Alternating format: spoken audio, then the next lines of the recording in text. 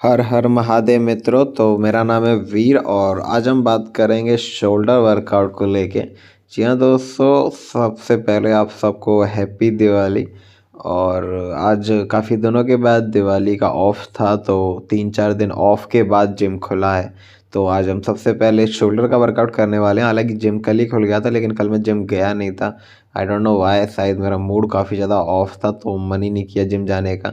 यही होता है जब आप सेम रूटीन को फॉलो करते हो ना, और बीच में जब इस तरीके के गैप आ जाते हैं किसी न किसी रीज़न्स की वजह से, जैसे कि दिवाली की वजह से ये जो अभी गैप आ गया था 3-4 दिन का, तो उसके बाद जब आप दोबारा रीस्टार्ट करते हो ना, तो आपको काफ़ी ज़्यादा आलस आता है। तो ये चीज़ मेरे को काफ़ी ज़्यादा फेस करनी पड़ी और ये चीज़ मैंने महसूस करी है फर्स्ट टाइम अपनी लाइफ में। क्योंकि मैं सुबह रनिंग करने भी जाता हूँ, यानी कि सुबह मॉर्निंग वॉक पे भी जाता हूँ। तो दिवाली की वजह से मैंने उस दिन का भी गैप दे दिया था, यानी कि सुबह भी मैं नहीं जा रहा था। जस्ट बिकॉज़ कि घर की साफ़ सफाई वगैरह करनी थी, दैट्स वाई मैंने सोचा क्यों ना 1-2 दिन का गैप ले लेते हैं। तो वो दिवाली की वजह से जैसे मैंने 1-2 दिन का गैप का सोचा था, तो वो 3-4 दिन का गैप हो गया और मेरा जाने का मन ही नहीं कर रहा था। तो ये एक चीज़ होती है जब आप सेम रूटीन को फ़ॉलो करते हो। तो इसीलिए बोलते हैं कि आपका जो रूल है, जो भी आपके नियम हैं, जो भी आपका रूटीन है डेली का, उसको कंटिन्यू फ़ॉलो करते रहना चाहिए। अदरवाइज़ अगर आपने गैप देने की कोशिश करी तो फिर वो काफ़ी लंबा गैप हो जाता है। दोबारा रीस्टार्ट करने में आपको काफ़ी ज़्यादा प्रॉब्लम होगी। ख़ैर, तो काफ़ी दिनों के बाद आज जिम आए। तो वैसे तो नॉर्मली मैं आज वेडनेसडे था, तो वैसे तो वेडनेसडे को मैं चेस्ट का वर्कआउट करता हूँ। लेकिन आज फर्स्ट डे था, तो मैंने सोचा क्यों ना आज मैं शोल्डर वर्कआउट से ही स्टार्ट कर देता हूँ। ऑलराइट। तो आज हमने शोल्डर वर्कआउट से स्टार्ट किया। ज़्यादा हैवी आज मैंने लिफ्ट करने की कोशिश नहीं करी, क्योंकि 3-4 दिन बाद जिम जा रहे थे, तो हो सकता था कोई मसल्स इंजरी ना हो जाए, इसलिए आज ज़्यादा मैंने हैवी लिफ्ट नहीं किया। और आप लोग भी यही किया करो, अगर आप काफ़ी दिनों के बाद जिम जा रहे हो तो बहुत ज़्यादा ये मत सोचा करो कि यार मैं अभी कुछ दिन पहले बहुत ज़्यादा वेट उठा रहा था, तो एकदम एकदम से थोड़ी ना इतना ज़्यादा नीचे गिर जाऊँगा। बात आपकी ईगो पे नहीं आनी चाहिए, आप समझ रहे हो? सबसे ज़्यादा इम्पोर्टेंट है कि आपको इंजरी फ्री रह के एक्सरसाइज करनी है। अगर बॉडी में थोड़ी बहुत भी इंजरी आ गई तो आपको काफ़ी ज़्यादा प्रॉब्लम देखने के लिए मिलेगी। दैट्स व्हाई अगर आप काफ़ी दिनों के बाद या काफ़ी लंबे गैप के बाद जिम जा रहे हो, लंबा गैप नहीं हो, अगर भले 3-4 दिन का गैप भी है, उसके बाद भी अगर आप जिम जा रहे हो, उसके बाद भी आपको ज़्यादा हैवी लिफ्ट नहीं करना चाहिए, क्योंकि 3-4 दिन के रेस्ट की वजह से आपकी मसल्स काफ़ी ज़्यादा या एक आसान भाषा में बोलें तो एक टाइट हो जाती है, जम जाती है। तो उसको दोबारा से वार्म अप करने के लिए आपको थोड़ा हल्के लाइट वेट से ही, यानी कि आपकी मसल्स को दोबारा से ये बताने के लिए कि हाँ देखो अब दोबारा से ट्रेनिंग चालू हो चुकी है, तो वो चीज़ उसको याद दिलाने के लिए लाइट वेट से ही स्टार्ट करें। अगर आप हैवी वेट से स्टार्ट करोगे तो हो सकता है कि आपको कोई इंजरी हो जाए, खासकर कि शोल्डर वर्कआउट, क्योंकि शोल्डर में तो लोगों के ज़्यादातर पेन रहता ही है। तो शोल्डर वर्कआउट तो और भी ज़्यादा देख के करना चाहिए, कहीं कोई गलती ना हो जाए, कोई इंजरी ना हो जाए। ऑलराइट। तो यहाँ पर मैं आपको बताऊँ, यहाँ पर आज मैंने टोटल 6 से 7 एक्सरसाइजेस करी। सबसे पहले किया मैंने डंबल ओवरहेड, या फिर उसको डंबल प्रेस कह लो आप। और डंबल प्रेस के मैंने टोटल 4 सेट करे। हर एक सेट में अगर मैं आपको वेट बताऊँ तो मैंने पहले 12.5 किलो, फिर 15 किलो, फिर 17.5 किलो, फिर 20 किलो, इस तरीके से उठाया था हर एक सेट में। और देन उसके बाद फिर मैंने किया आपका लेटरल रेजेस। इसमें भी मैंने ज़्यादा हैवी वेट पे नहीं किया, 7.5 और 10 के बीच में ही रहा। इसके भी टोटल मैंने 4 ही सेट किए थे। हर एक एक्सरसाइज के मैंने टोटल 4 सेट किए थे, ज़्यादा सेट नहीं किए। और रैप्स भी मैंने ज़्यादा नहीं किए, 10 से 15 रैप के बीच में ही रखा अपने आप को। एंड देन मैंने फ्रंट रेजेस किए। इसके भी मैंने 4 सेट किए। इसका वेट मैंने किया था 7.5, 10, 12.5, 15, ये इसका वेट रहा था इस वाली एक्सरसाइज में। हर एक सेट में इंक्रीज़ करता जाता हूँ मैं वेट को। और देन फिर उसके बाद मैंने किया आपका फेस पुल, जो आपके रियल डेल्टॉइड के लिए होता है। तो फेस पुल में भी मैंने आई थिंक 4 ही सेट किए थे, हाँ। और उसके भी मैं वेट को थोड़ा इंक्रीज़ करता चला गया। टोटल 4 सेट कंप्लीट करने के बाद देन उसके बाद फिर मैं ट्रैप्स की वर्कआउट के लिए आ गया, यानी कि श्रक्स वगैरह पे आ गया। श्रक्स के भी मैंने टोटल 4 सेट किए। पहले मैंने बारबल रॉड से श्रक परफॉर्म की एंड देन फिर मैंने प्लेट्स जो होती है ना, हमारे वेट होते हैं, उनसे परफॉर्म करी। उनसे काफ़ी अच्छी ग्रिप मिल जाती है, तो काफ़ी हाई रैप निकल जाते हैं। एंड देन फिर लास्ट में मैंने जो रोप होती है उससे श्रग परफॉर्म करी। खैर वो आपको आगे वीडियो में देखने के लिए मिल जाएगा। फ़िलहाल हम यहाँ पे बात कर लेते हैं डाइट की, कि डाइट में क्या ज़्यादा इम्पैक्ट पड़ा और क्या तरीके से फ़र्क पड़ा। क्योंकि जस्ट अभी दिवाली का गैप था, तो उसमें काफ़ी आपको त्यौहार है, तो आप काफ़ी मीठा वगैरह खा लेते हो, शुगर की बनी हुई चीज़ें खा लेते हो, तो उसको लेके डाइट में क्या फ़र्क पड़ा। तो सबसे पहले मैं यहाँ पे बता दूँ कि अगर आप ऐसे टाइम पे, यानी कि किसी फेस्टिवल त्यौहार पे कोई बाहर की चीज़ खा रहे हो, शुगर वाली चीज़ खा रहे हो, तो कोई प्रॉब्लम नहीं है, but be in your limit. आप समझ रहे हो, क्योंकि आप एक एथलीट हो। अगर आप जिम जा रहे हो तो आप सबसे पहले तो आप अपनी मेंटलिटी एक एथलीट की तरह ही रखो। भले आप कॉरपोरेट सेक्टर में वर्क करते हो, या फिर आप स्टूडेंट हो, या फिर आप कुछ काम नहीं करते, बट अगर आप जिम जा रहे हो तो सबसे पहले आपकी मेंटलिटी एक एथलीट वाली होनी चाहिए। आप समझ रहे हो। और एक एथलीट रूल, नियम, कायदे, कानून से ही चलता है, उसी से आपको भी चलना चाहिए। अगर आपको अपनी बेटर लाइफस्टाइल चाहिए, आपको अपना एक अच्छा कैरेक्टर चाहिए। आप समझ रहे हो। तो सबसे पहले अगर हम बात करें कि फेस्टिवल्स पे मीठा खाना चाहिए कि नहीं खाना चाहिए, बाहर का कुछ खाना चाहिए या नहीं खाना चाहिए, तो ऑब्वियसली हम लोग जिम जा ही इसी वजह से रहे हैं, ताकि हम अपने आप को फिट रख सकें। कभी भी अगर हमें ज़रूरत पड़ती है, या कभी हम अपनी फैमिली के साथ, फ्रेंड्स के साथ बाहर जाते हैं, तो हम उस लाइफ को एंजॉय कर सकें जो सब कर रहे हैं। डेट्स वाई हम जिम जाते हैं। और ऑब्वियसली अगर फेस्टिवल है तो आप ये सारी चीज़ खा सकते हो, उसमें कोई प्रॉब्लम नहीं है, but be in your limit. ऐसा नहीं है कि आप टेस्ट छोड़ के फिर उसको एक अपनी खुराक बना लेते हो, डाइट के रूप में लेने लगो। अगर किसी ने आपको ऑफ़र करी है मिठाई, तो आप ऑब्वियसली 1 पीस, 2 पीस, 3 पीस करके खा सकते हो मिठाई के, बट डाइट मत बना लेना उसको। यानी कि ऐसा मत करना कि आपका जो सुबह का ब्रेकफास्ट है उसमें सिर्फ़ और सिर्फ शुगर से बनी हुई चीज़ें हैं, लंच में भी सिर्फ आप शुगर से बनी हुई चीज़ें खा रहे हो। ऐसी चीज़ें मत करना, ऑलराइट।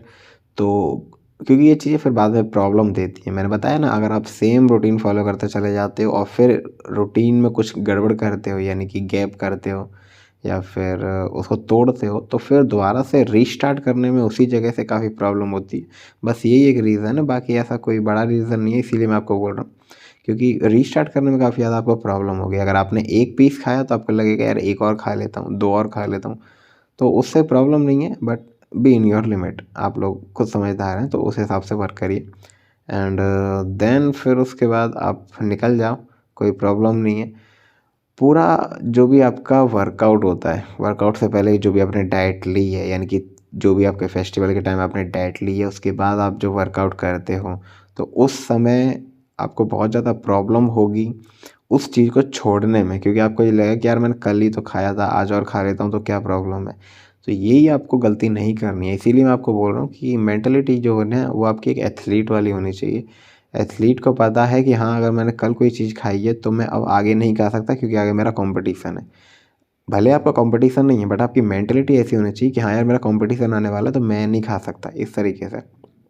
खैर, तो फिलहाल अभी हम बात करते हैं कि ऐसी क्या चीज़ें हैं, या फिर कितना शुगर हम कंज्यूम कर सकते हैं एक दिन के अंदर, और कितना ऑयली चीज़ें हम कंज्यूम कर सकते हैं, कितनी मैदा वाली चीज़ें कंज्यूम कर सकते हैं। तो देखो, मैं ये तो नहीं बोलूँगा क्वांटिटी, या फिर उसका वेट तो नहीं बताने वाला मैं अपना बताता हूँ कि मैंने क्या-क्या किया इन 3-4 दिन के गैप के अंदर।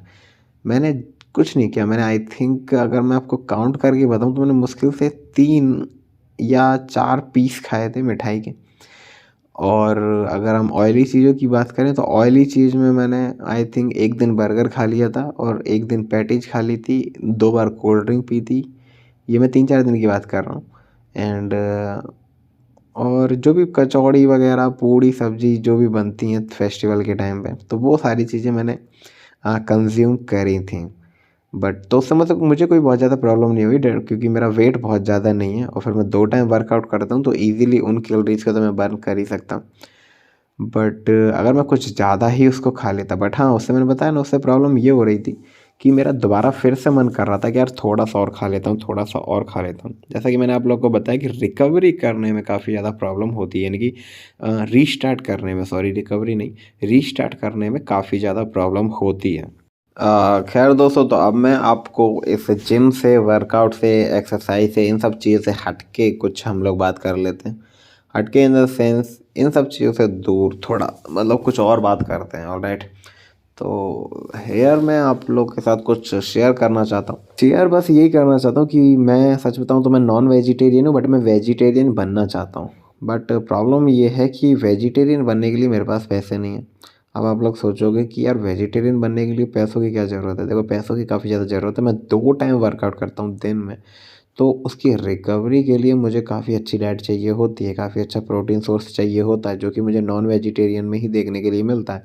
अगर हम बात करें वेजिटेरियन में प्रोटीन, तो हाँ, मुमकिन है, ऐसा नहीं है नामुमकिन है कि मिलता नहीं है, भाई है।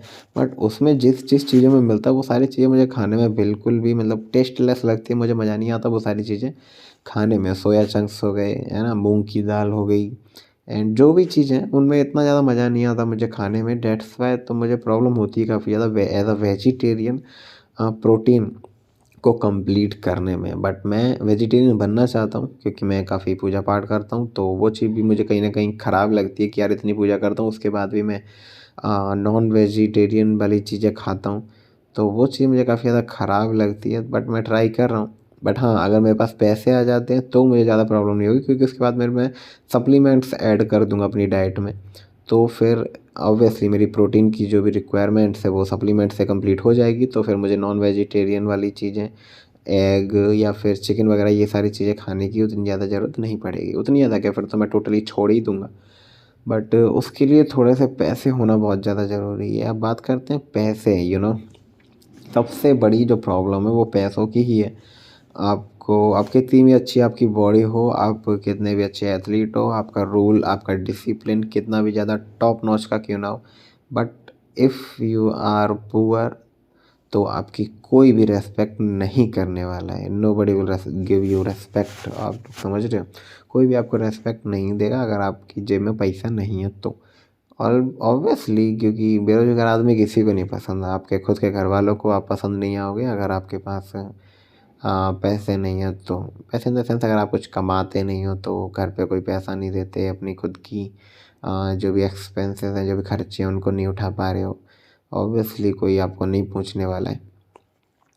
बट प्रॉब्लम यही है कि यार पैसे कमाए कैसे। जिम के बारे में अगर हम बात करें, वर्कआउट के बारे में अगर बात करें, तो उसमें कोई सोर्स है ही नहीं पैसों का। उसमें सिर्फ पैसे देते रहो, देते रहो, देते रहो, मिलने का कोई सोर्स है ही नहीं। उसमें ऐसा है कि लाइक आमदनी अठन्नी, खर्चा रुपया।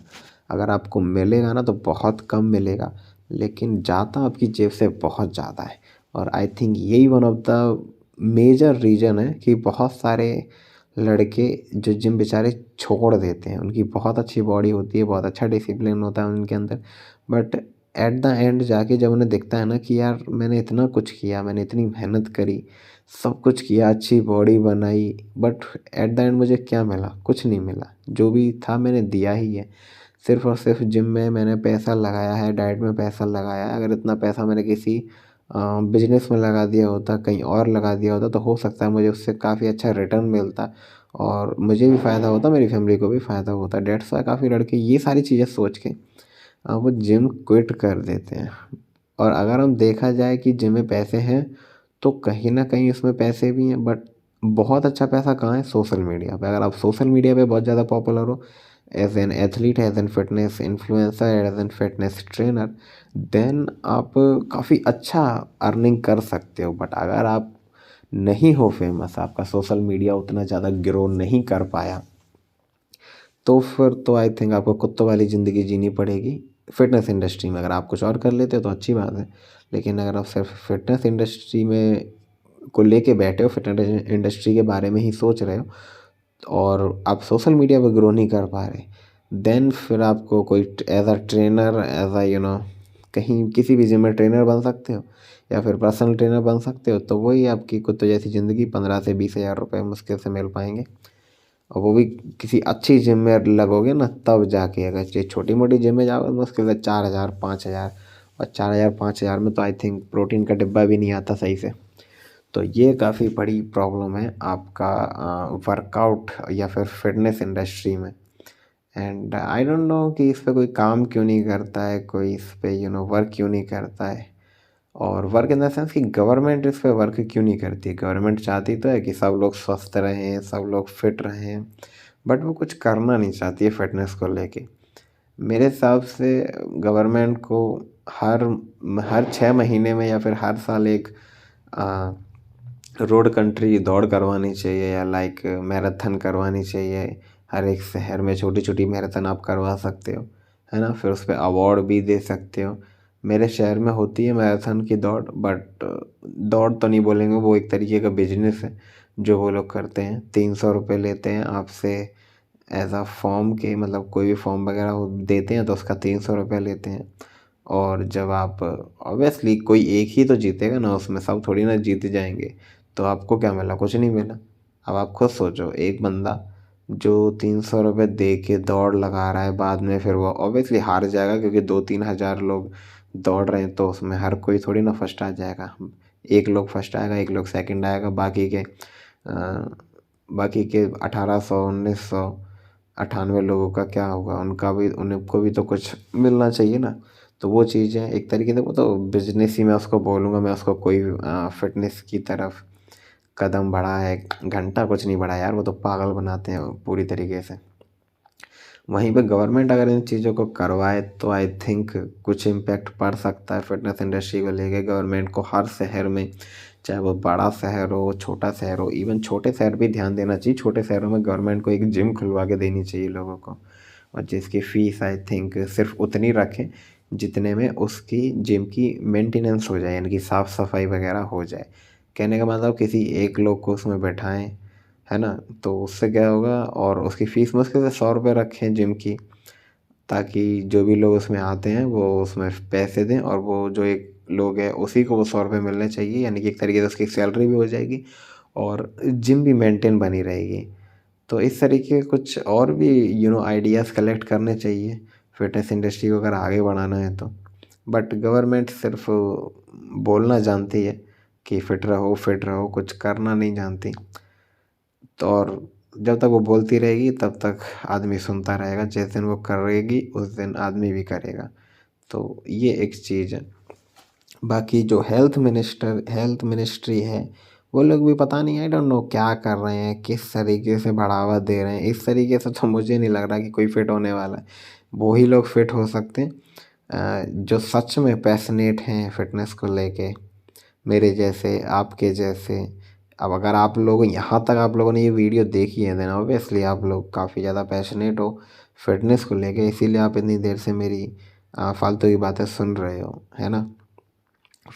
तो यही एक चीज़ है यार, पता नहीं क्यों किस चीज़ों पे कोई फोकस क्यों नहीं देता है। मैं यहाँ पे सिर्फ़ और सिर्फ़ आपको कोई एक्सरसाइज समझाने नहीं आया, कोई आपको डाइट प्लान बताने नहीं आया, कोई स्पेशल चीज़ बताने नहीं आया। मैं जस्ट जो मेरे अंदर है वो मैं निकाल रहा हूँ और वो मैं बोल रहा हूँ आपको, और आप लोग सुन रहे हो। Then thank you so much अगर आप लोग सुन रहे हो, क्योंकि मैं सिर्फ़ और सिर्फ़ अपनी फ्रस्ट्रेशन निकाल रहा हूँ, क्योंकि मैं बहुत ज़्यादा परेशान हूँ।